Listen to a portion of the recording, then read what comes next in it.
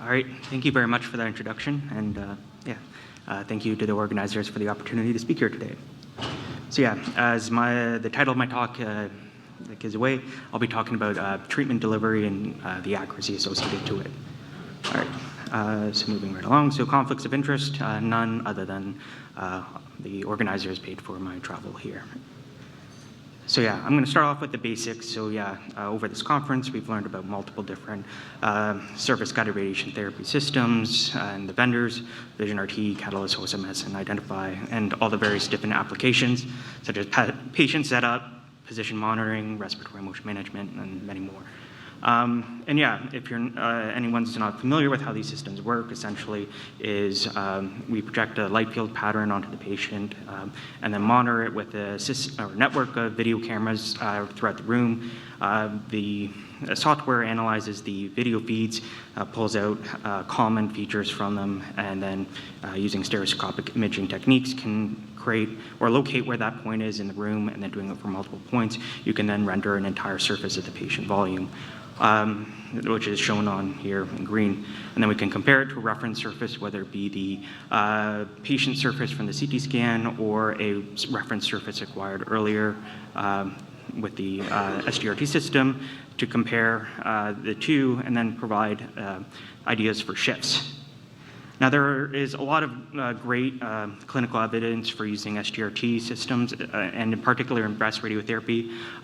Dr. Lee presented some of the data earlier for some studies, but I'll give a few additional ones. So for instance, Gierga, they evaluated the target registration error between laser-based KV pairs to chest wall, KV with registering to the surgical clips, and then SGRT on 12 APPBI patients. And what they found was that the total registration error of SGRT and clip-based setup were within 1 millimeter of each other. Another one by Stanley's group, they reviewed 600 to 900 individual breast radiotherapy fractions and compared the 3D corrections applied afterwards with cone beam CT following initial setup, either with tattoos versus SGRT. And what they found was that the magnitude of the shifts was 1.4 centimeters using tattoos and 0.6 with SGRT. So obviously the amount of correction needed afterwards was a lot lower with SGRT. One more cost, they reviewed setup accuracy of anatomical landmarks, so the skin, the chest wall, the heart, so multiple landmarks, and they did this on 915 MV port images after initial setup with and without SGRT. And sort of the overall conclusion of it was that their setup error of all three landmarks were significantly smaller in the cohort initially set up with SGRT. So yeah, a common thread with many of these studies, the ones I presented here, the ones that Dr. Lee mentioned, and then as well many more, is that there's sort of like this underlying assumption that because our setup error is typically small with SGRT, so maybe 1 or 2 or 1 to 3 millimeters, for instance, the assumption is that because it's small, we're likely delivering the dose that we originally planned to a varying degree of accuracy. And I think no one in here, or I imagine most people aren't very worried, and there's lots of data to indicate that even with this small amount of error, we are going to achieve the dose that we originally planned for, especially if we have sufficient flash. But the question that I had during residency when I started this project is, can we be this confident in proton radiotherapy? So for anyone that might not be as familiar with proton radiotherapy, so yeah, it is a lot more sensitive to anatomical changes and setup error. And to highlight this, I'm borrowing a slide from Bucci, his presentation at Astro, or his or her. And yeah, just to sort of illustrate, the two images on the left-hand side show the individual beam doses of the plan that was originally, or the regional plan, and then on the right-hand side, we're seeing the exact same beam doses at a follow-up CT scan. And as you can see, this patient's tumor has regressed significantly, and as a result, the water equivalent thickness that each individual beam is encountering it decreases, which increases the range that each individual proton beam travels in the patient, and so you get this bleeding of the dose distribution into the normal healthy tissue that's more distal to it.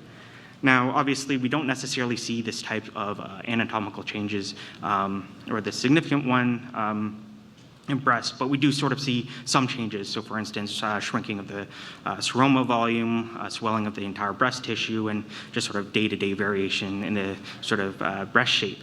And yeah, all that can happen on multiple fractions over the treatment course, and all of these could potentially change the delivered dose. And yeah, I wanted to sort of, we wanted to build sort of some confidence that, yeah, although our registration error is small, that ultimately the dose which we ultimately care about is also being accurately reproduced. So yeah, the objective of this study was to investigate the dosimetric accuracy of using SGRT setup in proton breast radiotherapy. Now, one challenge for achieving this objective is that there's no real way of replicating how SGRT systems set up the patient in the treatment planning system where we'll be conducting the dose calculation. So there were sort of two goals of this project. The first one being, can we create a method of simulating the SGRT sort of workflow and system in a treatment planning system, and then afterwards using that workflow for evaluating the dosimetric accuracy of proton breast treatment plans delivered with both SGRT and cone CT setup, which we treated as our gold standard. So yeah, going over sort of the study design. So what we did is we looked at 30 breast cancer patients that were previously treated at our institution. 23 of them were had intact breast, and then the other 7 were following mastectomies. All these patients received pencil beam scanning intensity modulated proton therapy at our Maryland Proton Treatment Center, which is one of 6 institutions within, or 6 centers within the Maryland department. Clinically, these patients were originally set up with Vision RT and cone CT daily for the first 3 fractions so that we could evaluate the consistency of the setups or any shifts that were applied afterwards with cone CT. And if we found that there were minimal shifts needed based off the Vision RT, we would then switch over to using Vision RT daily for our setup, and then cone CT weekly just for patient monitoring. And then as well, all of these patients also received or underwent a mid of treatment quality assurance CT, so just essentially like a re-simulation of the patient in their original setup. And this was to do dose calculations and evaluating whether the patient had any dosimetric changes that might need to be, require replanning and adjustment. So our workflow, what we did is we first took our QACT, imported it into the treatment planning system if it wasn't already there, and then we registered it with our planning CT. And there were sort of 2 workflow or 2 registrations that we performed with it. One was a cone CT-like registration, and the other one was this SGRT-like registration. So starting off with the cone CT-like registration, what we did is we looked at the registration in our offline review, and then we would then perform the registration between the planning CT and the QACT while focusing in the limited field of view that we would have in the cone CT, and then also focusing in on the areas that the therapist would likely focus on during the registration, so the heart wall, or the heart, the chest wall, the breast tissue, yeah, sort of replicating what we would be looking at and registering during a cone CT, and sort of ignoring all the information, the added information that we get with the QACT that we wouldn't have on the cone CT.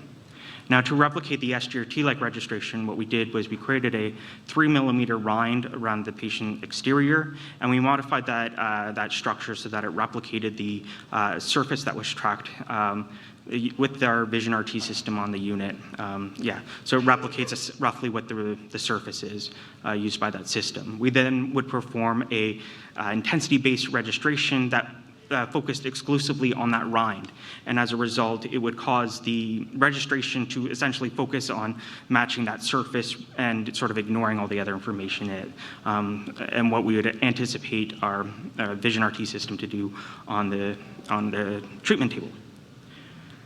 So once we had these 2 registrations, what we did was then copy the plan and structure set onto the QACT using these 2 different registrations. We'd adjust the OARs and target volume when needed, and then, yeah, copy it over the plan with the isocenter based off the registration, and then recalculated the dose distribution. We then evaluated multiple different dose metrics, evaluating the CTV or target volume coverage, the heart, lung, and yeah, you can see them there. And then we performed a multivariate statistical analysis with a 0.05 threshold for statistical significance. So I'll show the data on our tables. There's a lot there, but yeah, sort of step through it and yeah, I highlight what sort of conclusions that we had from it. So what we found was that dose metrics that were often lower on our QA-CT, shown in red, and they're much lower than what we saw on the planning CT. And this was consistent in both the Combine CT and SGRT setup. So likely a result of sort of slight differences between the patient's anatomy and setup in the QA-CT versus the planning CT. When we started to look at the statistical analysis, what we found was that the differences were only significant for the CTV and lung dose metrics shown in blue, while the heart and while the heart metrics were not statistically significant.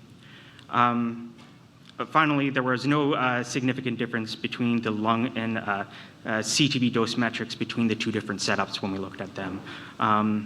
Now we looked at, what's not shown in here, but things that we also looked at was like, was there any sort of correlation between the state of the patient's breast, so intact versus mastectomy, maybe the chest walls have a little less accuracy, and then we also looked at like BMI, seeing whether patients that might be a little bit on the larger side, more pendulous breasts, maybe they have improved accuracy than others, and ultimately what we found was that there was no correlation between the accuracy in those metrics. So ultimately our takeaway was that the SGRT provides comparable dosimetric accuracy to that of image guidance with Combine CT. And so we breathed a sigh of relief knowing that we're getting the doses that we want. So some limitations of the study. So one thing is the heart dose. So you'll notice they're not significant. And the reason being is that the heart, I would say as a whole, was often very far from the treatment volume. And so this is sort of illustrated with the DVH on the right. You can see that the heart is pretty much right on the bottom left, so it's not receiving a ton of dose as an organ as a whole. And so therefore any differences that we did measure were small compared to, or were large compared to the metrics that we were measuring. But this might not be necessarily true for substructures. So for instance, I believe the paper by Darby suggests like contouring these substructures like the LAD because they might be associated with a heart attack later on in life or cardiac issues later on. This isn't currently our practice in our institution, but yeah, it's possible that these might have larger differences and might be something that we want to investigate in the future. However, overall, we felt that SGRT, yeah, our overall conclusion was that SGRT provides the same accuracy as Combine CT. So yeah, with that, I'd like to take a moment to acknowledge and thank my colleagues who helped me on this project, the University of Maryland Medical Center and Maryland Proton Center who provided institutional support, and then as well the organizers for the opportunity to speak with or present my work here today. So with that, thank you as well for your attention, and I'd be happy to take any questions.